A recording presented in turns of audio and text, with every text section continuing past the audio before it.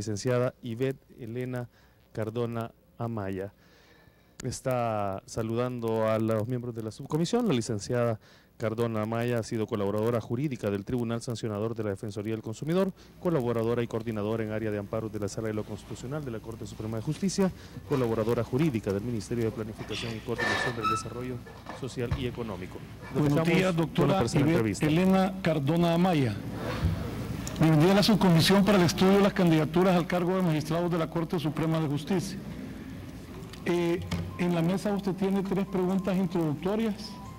Luego de que las conteste, los miembros de la subcomisión le harán una pregunta y terminaremos con 3 preguntas que hacen nuestros invitados. Muy bien. Tiene la palabra.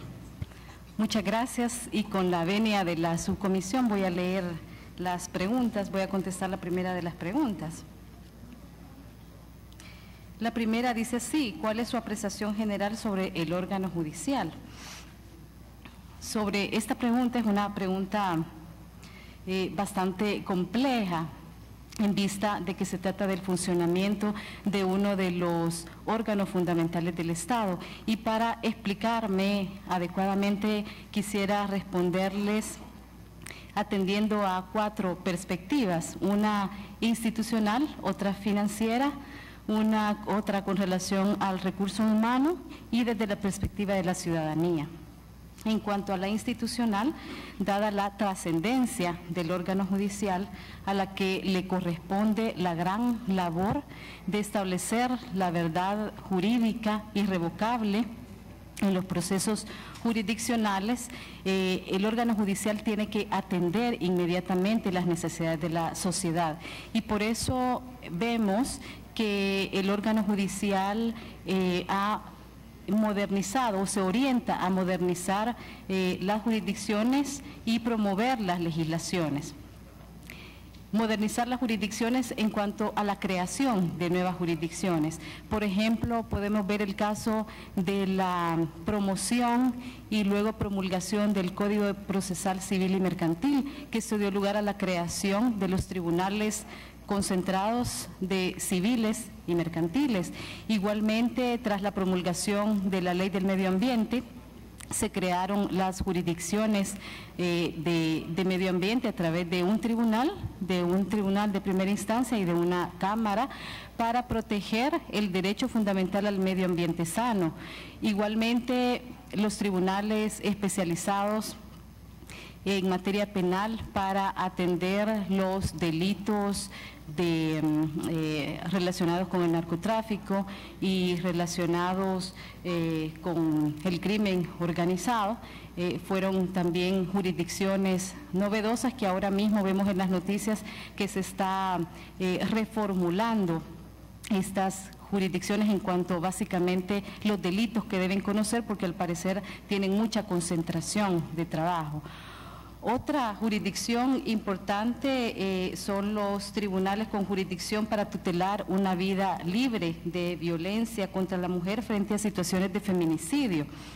Situaciones lamentables que vemos en el día a día, y cabe destacar finalmente el tema de la jurisdicción contenciosa administrativa, que tras la promulgación de la nueva ley de la jurisdicción contenciosa administrativa se crearon los tribunales de primera instancia y la Cámara de lo contencioso administrativo, incluyendo la ley de procedimientos administrativos. Todo esto vino a modernizar los principios procesales y la legislación relativa a los procesos que realiza la administración pública. Pero falta aún, creo yo, modernizar la Corte Suprema de Justicia, y les pongo unos ejemplos en el caso de la sección de investigación profesional. En este caso, la sección de investigación profesional está regulada en la Ley Orgánica Judicial, pero únicamente contempla 2 artículos relacionados con el procedimiento para la investigación de abogados y notarios que son denunciados ante la sección. 2 artículos que no regulan etapas procesales, que son muy vagas en cuanto a la infracción, en cuanto a las sanciones, la rehabilitación de los abogados y notarios, y todo eso creo yo que es una deuda pendiente de promover una reforma a la Ley Orgánica Judicial para integrar estos procedimientos.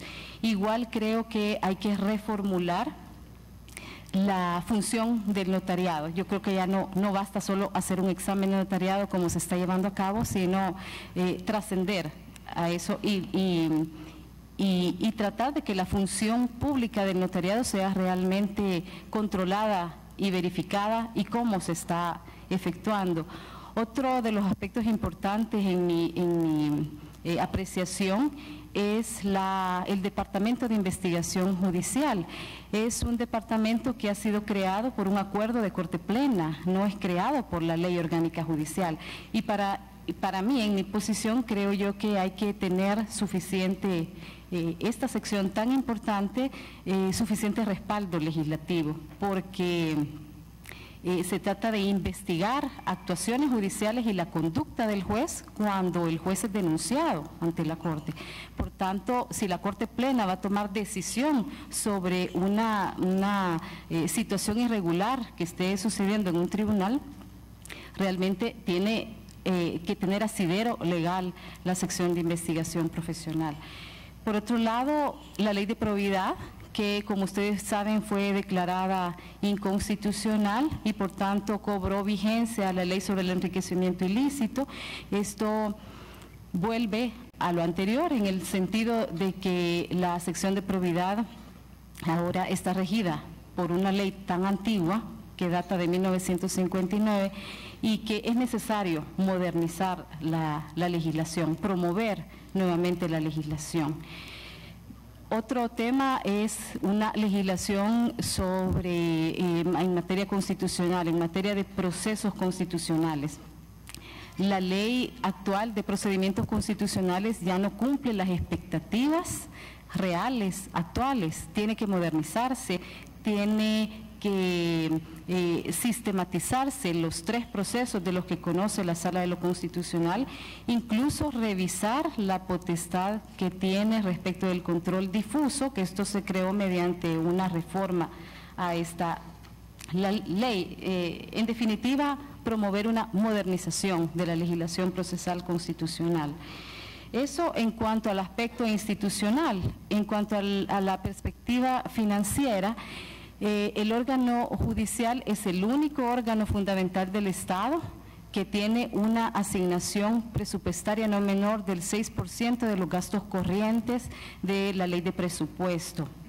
Por tanto, está obligada a hacer un uso adecuado, un uso racional de los recursos, teniendo como parámetro la austeridad y el buen uso de los recursos públicos para darle atención a los aspectos que sean urgentes. Por ejemplo, el tema de los tribunales, el equipamiento de tribunales, informatización de tribunales, informatización de los expedientes, permitir que se presenten escritos a través de vías informáticas, lo cual vendría a reducir los costos operativos tanto al órgano judicial como también a los usuarios. En otro tema, en la perspectiva del recurso humano, según la ley de presupuesto del año pasado, hay más de alrededor de 10.000 servidores públicos, entre magistrados de cámara, jueces, secretarios, colaboradores jurídicos, auxiliares, que deben trabajar adecuadamente para dar un buen servicio, un servicio de calidad al usuario. No dudo que la mayoría lo haga, pero hay que erradicar cualquier conducta irregular de los servidores judiciales, desde la corrupción hasta la desidia en el trabajo. Creo que también hay que ponerle atención al tema del recurso humano. Y finalmente, desde la perspectiva de la sociedad, yo creo que el órgano judicial no llena realmente las expectativas de la población. La población sigue exigiendo justicia y creo que hay que hacer toda un diagnóstico y una reestructuración de muchos temas en el órgano judicial. Y aquí viene mi compromiso personal de si tengo el honor de ser electa magistrada de la Corte Suprema de Justicia, de sumar esfuerzos para lograr esta reestructuración. Eso en cuanto a la primera pregunta. La segunda dice, de su currículum personal y profesional, ¿qué considera importante destacar para ser candidato al cargo de magistrado de la Corte Suprema de Justicia y particularmente a la Sala de lo Constitucional? Bueno, al respecto yo me postulé porque me considero apta para ocupar una magistratura básicamente en la Sala de lo Constitucional por 3 aspectos. Uno es mi formación especializada, otra es la trayectoria académica que tengo y mi experiencia profesional. Con relación a mi formación especializada, debo comenzar diciendo que soy licenciada en Ciencias Jurídicas por la Universidad Centroamericana José Simeón Cañas en 1993. Fui autorizada como abogada y luego como notaria en 1994.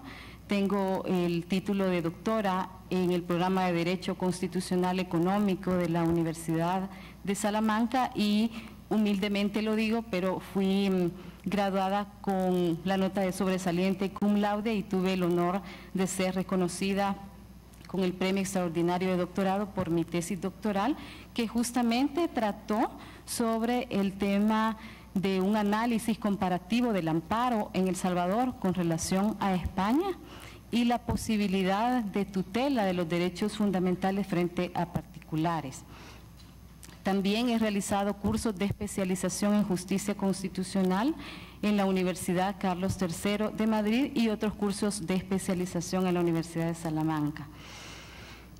También decía que otro de los motivos por los cuales me considero apta para el cargo es mi trayectoria académica y esta está compuesta por experiencia docente y por las publicaciones que he hecho en materia constitucional.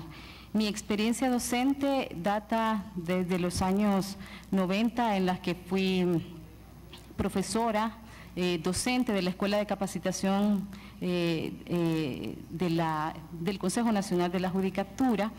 Fui de las primeras profesoras en Derecho Constitucional luego de las reformas a la Constitución en 1992. También he sido profesora de posgrado en la Universidad Tecnológica, en la Universidad Centroamericana José Simeón Cañas y actualmente soy profesora de la maestría de Derecho Constitucional en la Universidad José Matías Delgado, perdón. También soy examinadora de privados en la Universidad Salvadoreña Alberto Maferrer. Y en cuanto a las publicaciones, sí he hecho varias publicaciones en materia constitucional, específicamente mi tesis, que fue obviamente sobre el tema y que fue publicada por la Corte Suprema de Justicia en el año 2010. El año siguiente la publicó la Editorial Académica Española en España. También un artículo sobre las teorías relativas a la protección de derechos fundamentales frente a particulares, que es una publicación de la UCA. Otra sobre actualidad de la Constitución en una obra compilatoria de artículos sobre teoría de la Constitución salvadoreña, aquí en El Salvador, auspiciada por la Corte y por la Unión Europea.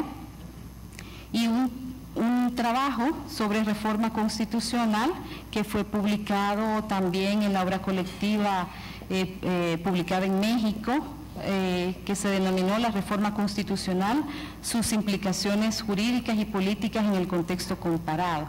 Y mi última colaboración, que también es un honor para mí que me hayan considerado, fue para la Real Academia Española el año pasado, colaborando para el Diccionario Panhispánico del Español Jurídico, en el que aporté vocablos jurídicos constitucionales y fue publicado en diciembre del año pasado. Y por último, mi trayectoria profesional. Destaco mi práctica en la resolución de controversias constitucionales que data de los años 90, cuando fui colaboradora jurídica de la Sala de lo Constitucional. Luego, cuando me incorporé de nuevo a la sala, después de realizar mis estudios de doctorado en España, me incorporé como coordinadora en el área de amparos, fungiendo como jefe del área. Guiando a los colaboradores, unificando criterios para tutelar el precedente. Se suma a esta acreditación en el área de la Sala de lo Constitucional, que he ejercido la justicia administrativa en el Tribunal Sancionador de la Defensoría del Consumidor por un periodo de 5 años, de 2011 al 2016, donde tuve la oportunidad de trabajar de forma colegiada con los dos vocales con las que me acompañaban, el licenciado José Antonio Basagoitia y el doctor Luis Ramírez.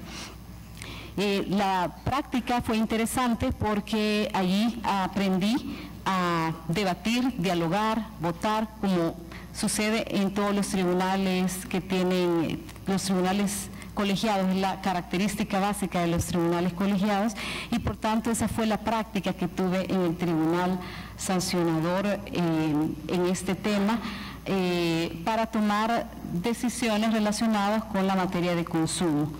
Allí mismo, como presidenta del Tribunal Sancionador, ejercí la dirección para poner en marcha sistemas de gestión de la calidad para dar mejores servicios a los usuarios. Como pueden ver, he estado involucrada en el trabajo en temas relacionados siempre con el área del derecho constitucional, ya sea como servidora pública, como docente, y ahora que me dedico a la consultoría y a la asesoría privada. Y por último, la pregunta tercera es: ¿qué la motiva a participar en este proceso de elección? Bueno, en pocas palabras, me motiva mi vocación de servicio. Tengo 27 años de experiencia laboral y 23 los he pasado como servidora pública. Por otro lado, tengo el firme deseo de poner al servicio de la Administración de Justicia toda la experiencia profesional que les he comentado, mi formación académica, mi formación especializada en el derecho constitucional, poner al servicio de la Administración de Justicia. Y por otro lado, creo que el país merece que personas que hemos tenido la fortuna de estudiar una carrera y de hacer estudios de posgrado en universidades prestigiosas, ya sea dentro del país o fuera de él, poner al servicio del país todos nuestros conocimientos, dar o retribuir lo que hemos aprendido y lo que hemos obtenido. Solo termino con una cita que a mí me gusta mucho y que marca mucho también mi trayectoria, y es que mi director de tesis decía en aquellos tiempos, y lo dejó plasmado en el prólogo de mi tesis, de que lo importante de una persona que sale a otro país a estudiar un posgrado o hacer sus estudios, lo importante no es llegar ni terminar, sino lo más importante es volver, y volver con toda la intención y el propósito de servir a su país. Y eso es lo que justamente yo hice cuando regresé, y por eso también he optado a esta candidatura para seguir sirviendo desde lo que yo sé hacer, desde mi experiencia, desde mi formación. Muchas gracias, doctora. Vamos a comenzar la ronda de preguntas con el diputado Tenorio. Muchas gracias, coordinador. Buenos días, doctora. Buenos días. ¿Acompañaría usted, en caso de ser electa magistrada de la Sala de lo Constitucional, que algunas sentencias o resoluciones de la actual Sala de lo Constitucional sean sujetas de revisión para efectos de que estas se puedan declarar inaplicables?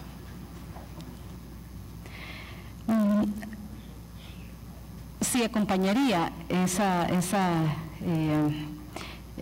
a la Sala de lo Constitucional. Bueno, yo puedo decirle que en primer lugar uno de los aspectos importantes del Estado de Derecho es la seguridad jurídica y por tanto el respeto al precedente. Yo soy respetuosa de esos principios, de esos valores, de esos derechos y por tanto en caso de asumir una magistratura, lo primero que haría sería revisar los casos para ver si acompaño o no alguna decisión que implique valorar la reversión de algún precedente, pero hay que analizar los casos y ponderar, que es lo importante. Coordinador. Y la otra pregunta, doctora, que ya se la he expresado o se le he manifestado a otro de los aspirantes es, ¿qué opinión? Yo quiero una opinión suya sobre la vigente ley de procedimientos constitucionales. Si usted cree que es necesario que tengamos una nueva ley de procedimientos constitucionales o no.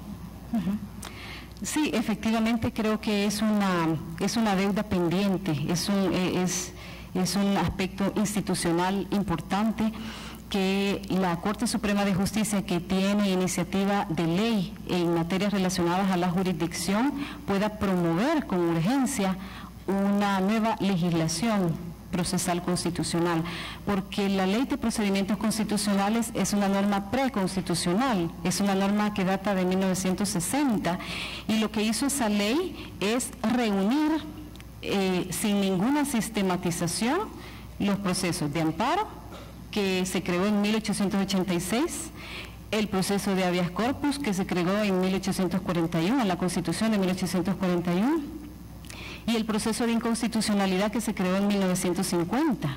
Por tanto, solo los reunió con sus propias características y sus datos y sus características procesales, los reunió pero no sistematizó. Por eso vemos, si leemos la ley de procedimientos constitucionales, vemos que es totalmente dispar el amparo con el habeas corpus, con el proceso de inconstitucionalidad, y luego se suma una reforma que se hizo a la ley de procedimientos constitucionales de incorporar el control difuso, controlar, valga la redundancia, el control difuso, la inaplicabilidad que hacen los jueces. Eso también es objeto de revisión. Entonces es como una reunión de procesos sin ninguna sistematización que es necesario, es necesario abordarlo en una nueva legislación, adoptando la oralidad, adoptando otro tipo de mecanismos actuales. Son 58 años más o menos que han pasado desde la ley de procedimientos constitucionales y esto ha provocado que por jurisprudencia también se interprete el proceso. Por seguridad jurídica creo que es el legislador el que tiene que coadyuvar esta labor a iniciativa de la Corte Suprema de Justicia, por supuesto. Muchas gracias. Diputado Mazariego. Gracias, diputado coordinador. Doctora, se ve ampliamente su preparación, es notoria. Quisiera saber, con palabras de su ideología, de su pensamiento, su valoración sobre a su consentimiento de en los últimos años, no lo voy a decir sobre este año, del pronunciamiento de la Sala de lo Constitucional, a su valoración, para ser puntual. ¿Cuál es la resolución que más ha podido cuestionar usted que no estaría a favor? ¿Y qué resolución la ve usted bien atinada de parte de la Sala de lo Constitucional? Sí, con relación a su pregunta, una de las últimas sentencias, el tema de las la inconstitucionalidad sobre los bonos de los 900 millones, esa es una sentencia que creo yo que no respetó la congruencia en el fallo. Esa es una sentencia cuestionada para mí en los términos de la congruencia entre la pretensión y el fallo. Una sentencia que valore positivamente, son varias, son bastantes sentencias. Una de ellas es el caso reciente, un amparo sobre las personas enfermas de hemofilia, o también otra sentencia de amparo en la que se le niega los medicamentos a las personas infectadas con el virus del VIH. En estos casos, la Sala de lo Constitucional le da importancia suprema al derecho a la salud. El derecho a la salud no se queda como una norma programática, no se queda como una mera un deber de acción que tiene el poder público, sino que lo hace efectiva la Sala, porque dicta una sentencia con un fallo que debe ser ejecutado inmediatamente para que se le provea a las personas que están con estos padecimientos de las medicinas adecuadas para salvarles su salud y, en definitiva, para potenciar una vida digna. Muchas gracias. Perdón, tengo otra preguntita pequeñita. Doctora, con respecto a la vinculación partidaria de los aspirantes a magistrados, ¿cree usted que es dañino para un representante de tal magnitud la vinculación partidaria? Para contestarle su pregunta, quiero remitirme a la independencia judicial.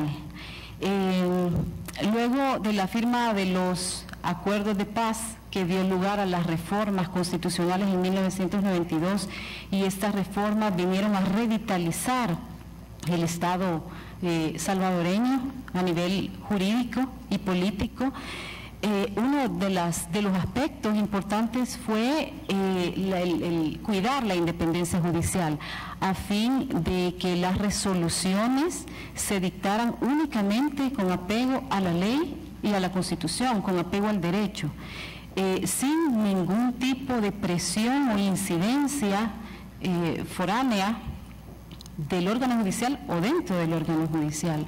En la medida que un juez es más independiente y más imparcial, en esa medida brinda una justicia de calidad y una justicia apegada al derecho. Por tanto, cualquier vinculación, no solo con partidos políticos, sino que con organizaciones de poder económico, puede vulnerar la independencia judicial. Acordémonos que la independencia judicial no es solamente una garantía del Estado de Derecho, sino que es un derecho fundamental de la persona y es un valor democrático. Gracias, doctora. Diputado Armendariz. Gracias, señor coordinador. Tenemos en la Asamblea, en la Comisión de Legislación, que por cierto aquí está nuestro presidente, una solicitud de eliminar los tribunales especializados. Sí. Me gustaría saber si usted está de acuerdo en eliminarlos, ¿por qué? Y si no, ¿por qué también? Sí, esa noticia la vi recientemente en los periódicos. La Corte Suprema de Justicia, al parecer, según la nota periodística, pretende que se elimine, no conozco las razones, y la Asamblea Legislativa, a través de la comisión, dice que ha señalado que no, que lo que hay que hacer es rebajar la cantidad de delitos para que la jurisdicción especializada siga funcionando. Esa es la información que tengo. Para mí sería muy difícil y un poco irresponsable de mi parte hacer alguna valoración si no tengo más información que la nota periodística. Sí, pero no basado en notas periodísticas, no que su experiencia y conocimientos.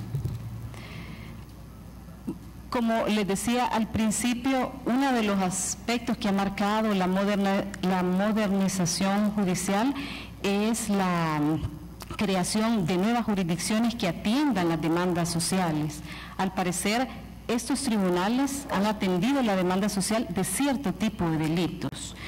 A priori, y así en abstracto, creo que si la jurisdicción especializada puede coadyuvar a brindar una justicia de calidad, habría que mantenerlos. Pero gracias. Está sujeta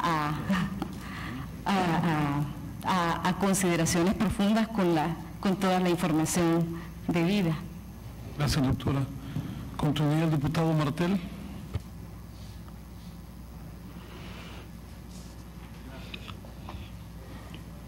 Gracias, coordinador. Buenos días, doctora Cardona. Buenos días.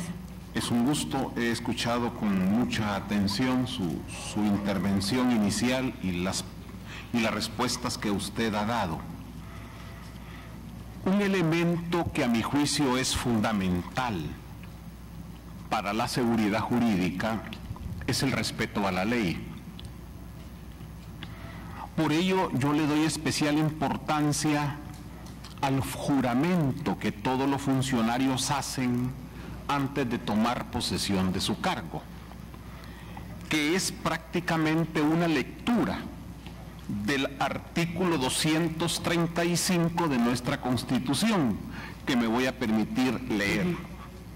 Todo funcionario civil o militar, antes de tomar posesión de su cargo, protestará bajo su palabra de honor ser fiel a la República, cumplir y hacer cumplir la Constitución ateniéndose a su texto, cualesquiera que fueren las leyes, decretos, órdenes o resoluciones que la contraríen, prometiendo además el exacto cumplimiento de los deberes que el cargo le imponga, por cuya infracción será responsable conforme a las leyes.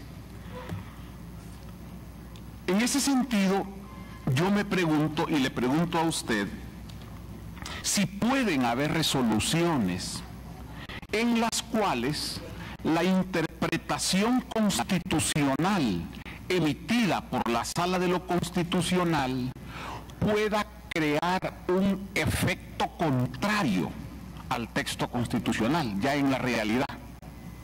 Si se puede resolver sobre asuntos que no han sido puestos a consideración de la Sala en un recurso, y lo más importante, como este juramento lo hacemos todos los funcionarios y tenemos un compromiso de atenernos al texto de la Constitución, tal como lo dice, contra todo aquello que lo contraríe, incluyendo resoluciones. Si en este caso también está obligado otro funcionario a cumplir una resolución que en la práctica atenta contra en el efecto práctico contra el texto constitucional. Gracias. Sí. Bueno, efectivamente el artículo 235 establece una responsabilidad de todo funcionario público de someterse a la Constitución y a las leyes.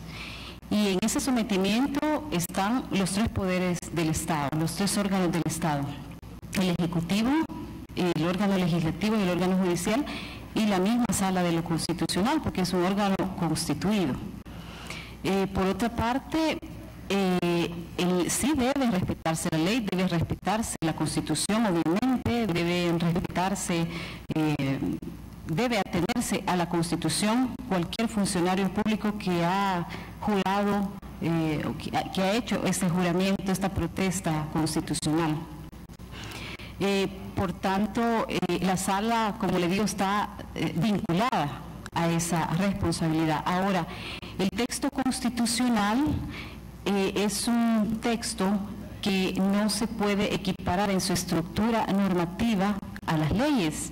Las leyes establecen supuestos hipotéticos, consecuencias jurídicas.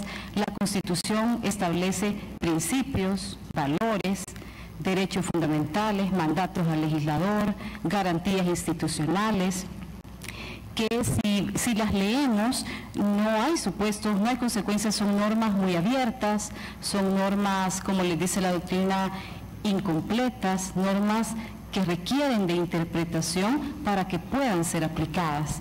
Entonces tenemos, por un lado, la norma escrita, que es la norma constitucional, que debe, para que esa norma asegure las instituciones, debe tener estabilidad, permanencia durante un cierto periodo de tiempo. Y por otro lado está la realidad social, la dinámica de la realidad. Entonces, ¿cómo compaginamos una realidad dinámica con una norma estática escrita? Solo a través de la interpretación, donde la realidad tenga cabida en la norma constitucional, o que la norma constitucional sea expresión o exprese, o sea un asidero de la realidad. Por tanto, la interpretación es legítima y hay diferentes métodos interpretativos. Está el histórico, en el que hay que irse al origen del texto. Por ejemplo, el artículo 268 manda a que se revisen las actas, las sesiones de las actas parlamentarias de la Asamblea Constituyente para ver qué quiso decir el constituyente, el informe único de constitución, que viene siendo como la exposición de motivos, o tiene ese carácter de exposición de motivos de la Constitución, interpretación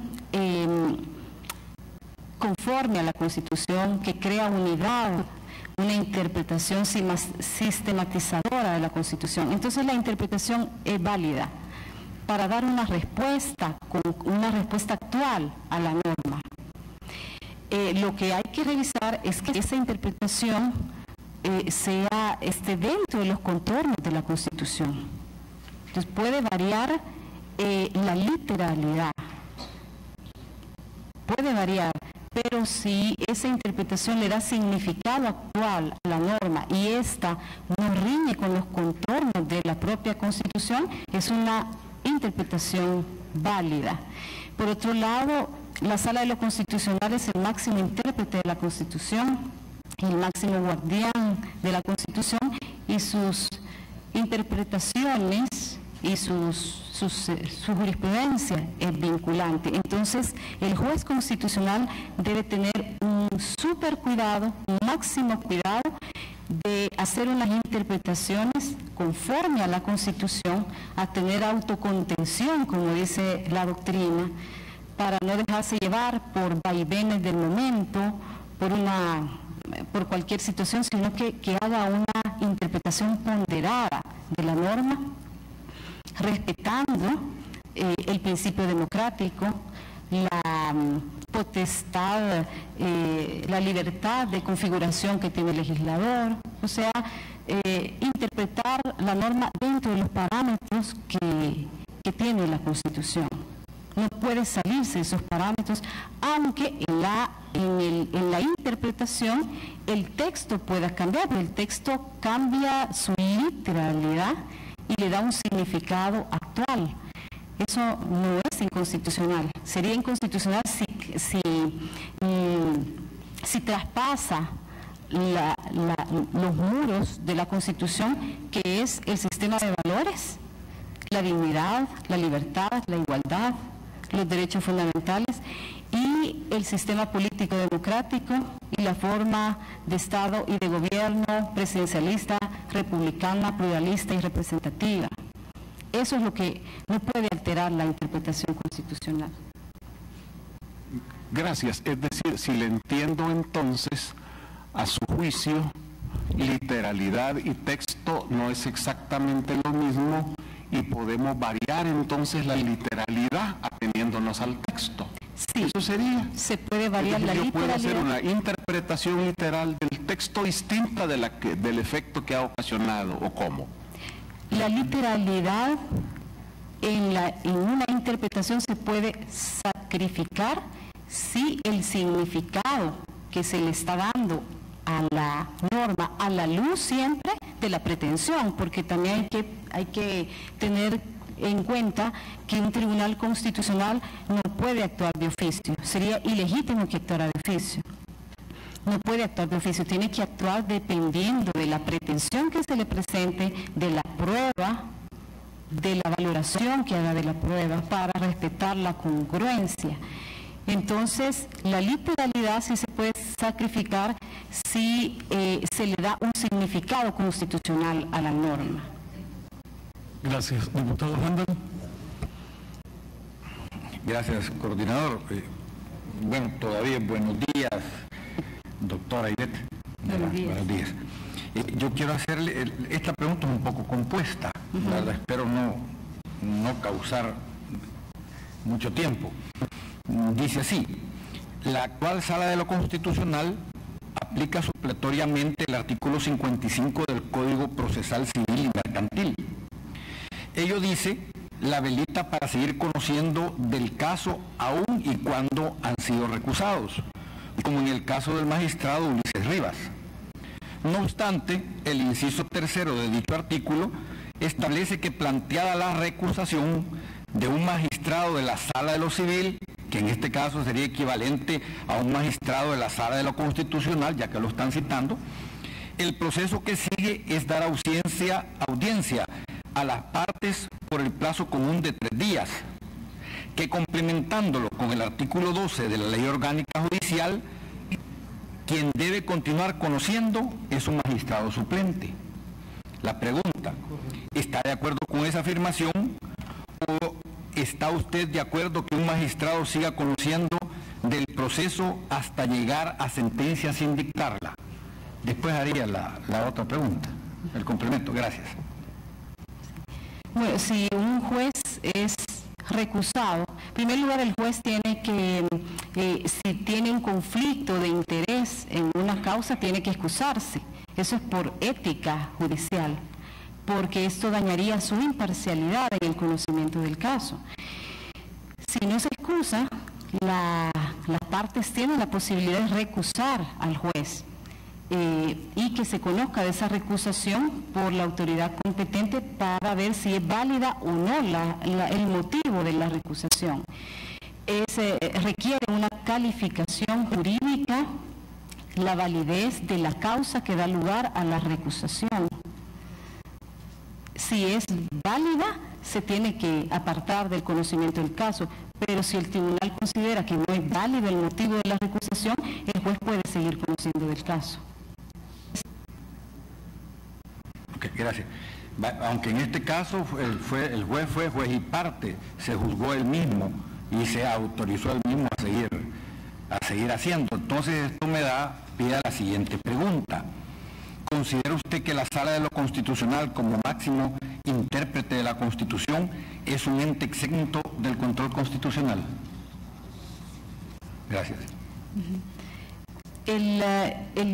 La Sala de lo Constitucional es el máximo intérprete de la Constitución, el máximo guardián de la Constitución, y no hay un ente superior que conozca en apelación de las resoluciones de la Sala de lo Constitucional. La Ley de Procedimientos Constitucionales así lo establece, que no admite recurso alguno. Por tanto, no hay un control judicial de las decisiones de la Sala de lo Constitucional.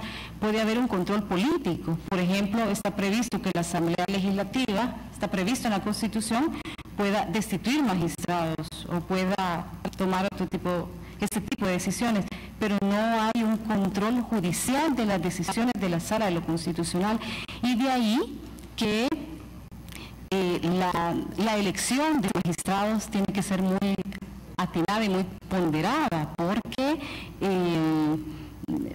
porque pudiera ocasionar un tribunal constitucional sentencias que sean totalmente contrarias a la Constitución, y no hay recursos. A nivel interno no hay recursos. Gracias, doctor. Es que, para aclarar nada más, me refería a la segunda parte de su respuesta, no a la primera. Yo estoy claro que no hay un tribunal o algo superior, en este caso a la Sala de lo Constitucional, que es un órgano, perdón, que es una parte de la Corte Suprema de Justicia. No estoy claro, yo me refería a la segunda parte. Gracias por la contestación, doctora. Bueno. Gracias, doctora. Diputado Bonilla. Gracias, coordinador. Buenos días, doctora. Buenos días. Bueno, antes permítame felicitarla, es impresionante su hoja de vida. Creo que cuenta con las credenciales necesarias para optar al cargo. Sin embargo, también pues tenemos que conocer tal vez cuál es su forma de pensar respecto a la administración de justicia. Y mi pregunta es la siguiente: en su opinión, ¿es la Sala de lo Constitucional o la Corte Plena el máximo tribunal de justicia en El Salvador? Si se llega a presentar una demanda de inconstitucionalidad contra el decreto de nombramiento de magistrados 2018, ¿quién debería resolver? ¿La misma Sala de lo Constitucional o la Corte Plena? De alguna manera creo que tendrá un parecido con una pregunta anterior que le hizo el diputado Handel. Gracias. Sí, las atribuciones de los órganos del Estado están taxativamente establecidas en la Constitución y en la ley cuando la Constitución se remite a la ley. En el caso del Estatuto Jurídico de la Sala de lo Constitucional, la Constitución establece que el único ente contralor de actos jurídicos objetivos o de normas es la Sala de lo Constitucional, no es la Corte Plena. Por tanto, tendría que conocer la Sala los suplentes o con jueces según la Ley Orgánica Judicial, pero no la Corte Plena. Gracias. Me ha solicitado una pregunta el diputado Almendares, se la voy a conceder.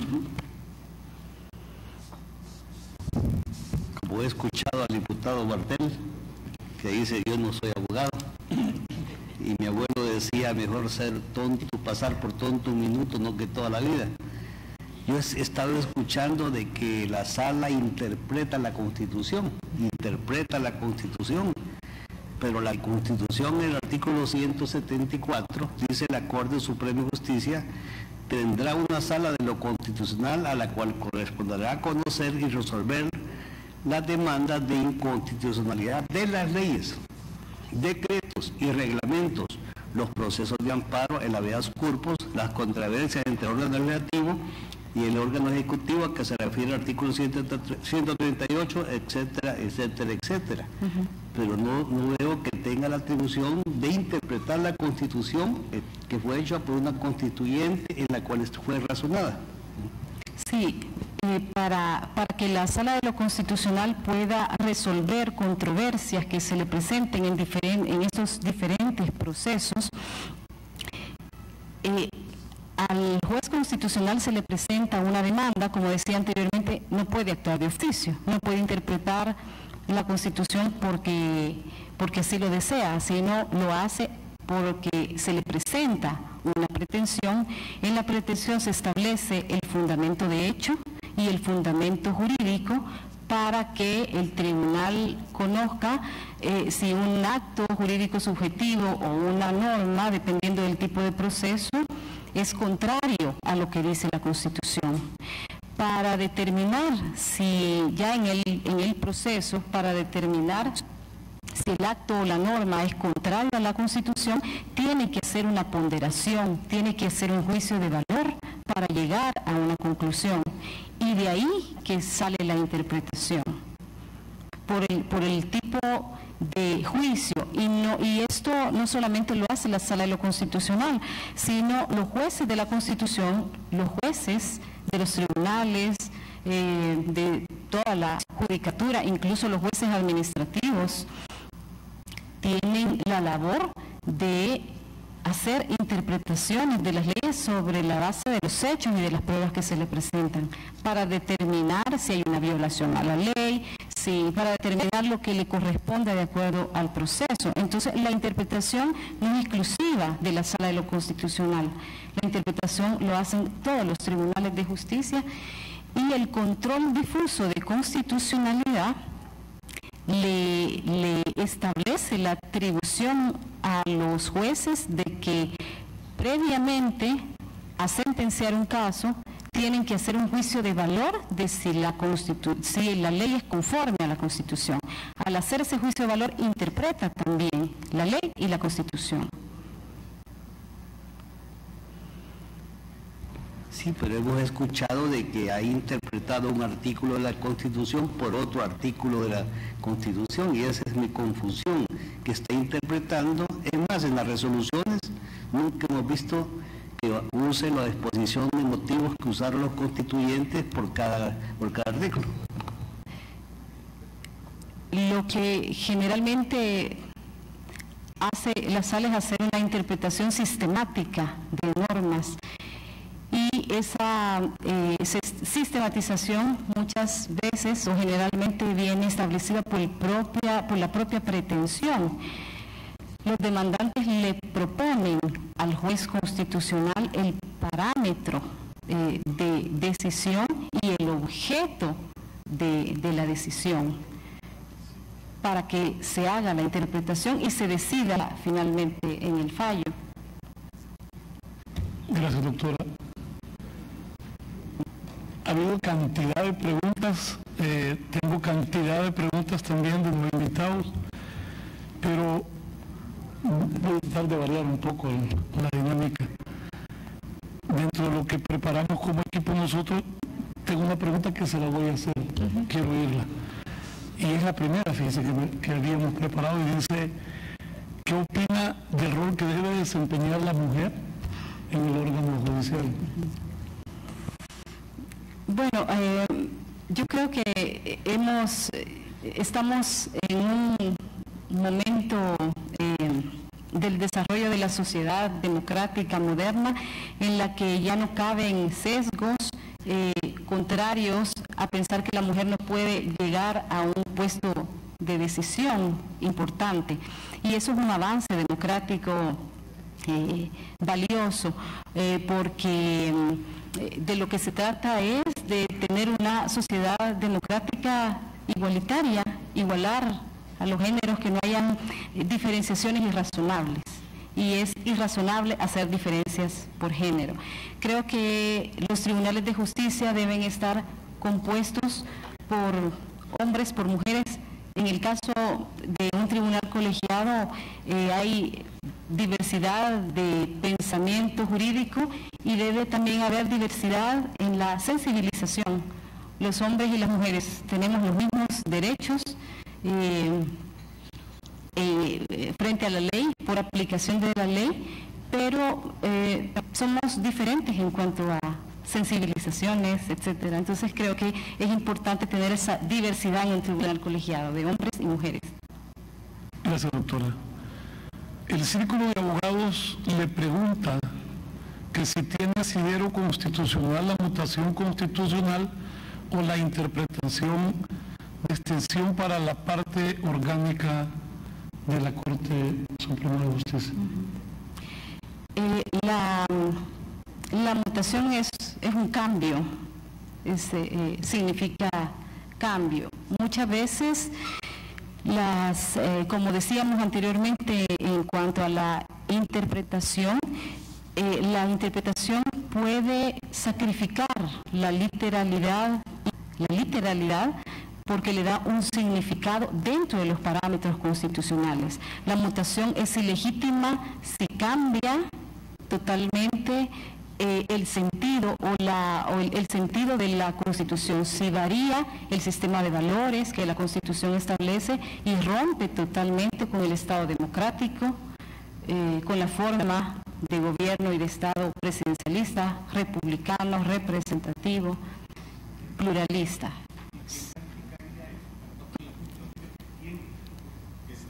Es que está muy interesante realmente.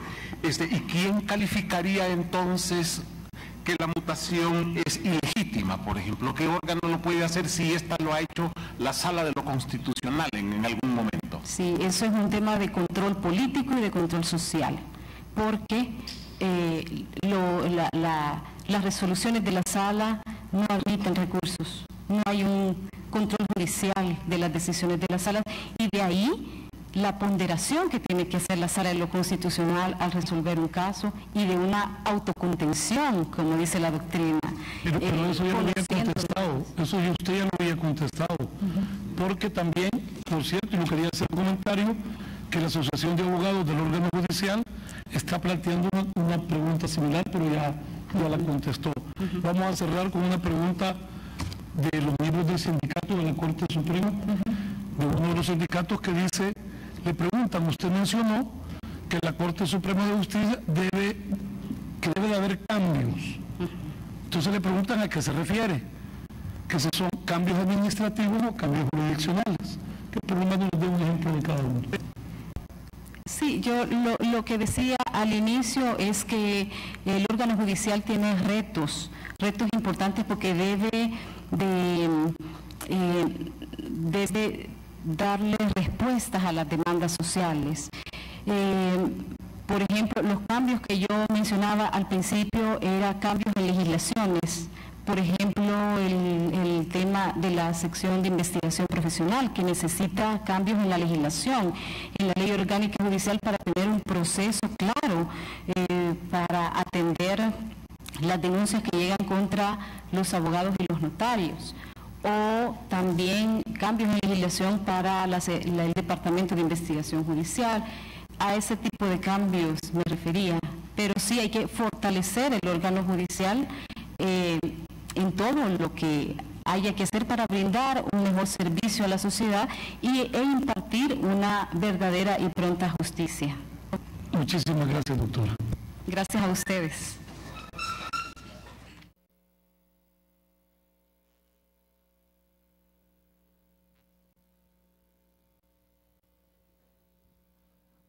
Finaliza la participación de la doctora Ivette Elena Cardona Amaya. Saluda a los miembros de la subcomisión tras una serie de preguntas respondidas, elaboradas por cada uno de los diputados, así como también por representantes de las diferentes organizaciones que se han hecho presente. Vamos a hacer un pequeño resumen de lo que ha sido la presentación de la doctora Ivette Elena Cardona Amaya. Algunos de los puntos que destacó durante su presentación es la modernización de la sección de investigación, ya que asegura de igual forma que otros candidatos que debe tener un asidero legal. Es decir, debe dotarse de una ley especial para el tema de la sección de investigación. También ha hablado del tema de la ley de probidad, que hay que específicamente poder